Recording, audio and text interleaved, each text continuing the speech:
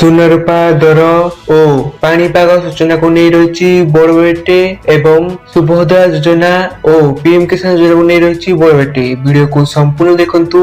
Video ଭଲ ଲାଗିଲେ ଭିଡିଓକୁ ଟିକେ ଲାଇକ୍ ସହିତ ଚ୍ୟାନେଲକୁ ସବସ୍କ୍ରାଇବ ରଖନ୍ତୁ, ଯାହା ଫଳରେ ଆପଣ ଏଇଭଳି ଲାଟେଷ୍ଟ ନ୍ୟୁଜ ଗୋଟେ ସର୍ବି ପ୍ରଥମେ ପାଇପାରିବେ। ଆସନ୍ତୁ ସମ୍ପୂର୍ଣ୍ଣ ଖବର ଉପରେ ନଜର ପକାଇବା। ଆସୁଛି ଡବଲ ଲଘୁଚାପ, ଗୋଟିଏ ଲୁ ପ୍ରେସର 14 ତାରିଖରେ, ଅନ୍ୟଟି 19 ତାରିଖରେ ହେବା ସମ୍ଭାବନା ରହିଛି। ଏନେଇ ପୂର୍ବାନୁମାନ କରିଛି ପାଣିପାଗ ବିଭାଗ। ବାତ୍ୟା ମୁନ୍ଥା ପ୍ରଭାବରେ ବର୍ତ୍ତମାନ ପୂର୍ବ କେନ୍ଦ୍ରୀୟ ଏବଂ ତତ୍ସଂଲଗ୍ନ ଉତ୍ତର ପୂର୍ବ ବଙ୍ଗୋପସାଗରରେ ଏକ ଘୂର୍ଣ୍ଣିବଳୟ ସକ୍ରିୟ ରହିଛି। ଏହା 12 ତାରିଖରେ ଦକ୍ଷିଣ ପୂର୍ବ ବଙ୍ଗୋପସାଗରରେ ପହଞ୍ଚିବ।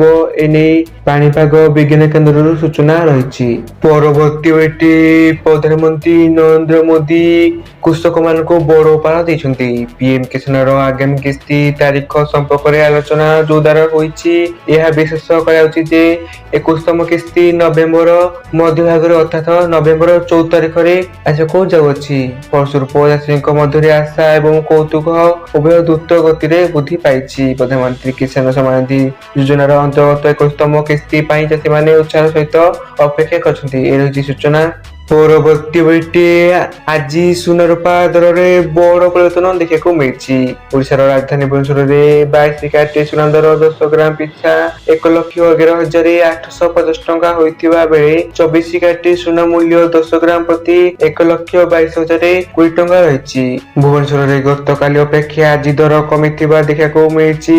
ସେହିପରି ରୂପା ମୂଲ୍ୟ କିଲୋ ପ୍ରତି 1,52,500 ଟଙ୍କା ରହିଛି।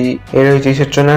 ପରବର୍ତ୍ତୀ ବେଟେ କେବେ ମିଳିବ ସୁଭଦ୍ରା ଚତୁର୍ଥ କିସ୍ତି ଏବଂ କେବେ ନୂଆ କରି ଆବେଦନ କରିହେବ, ଆସନ୍ତୁ ତାହାରି ଉପରେ ନଜର ପକାଇବା।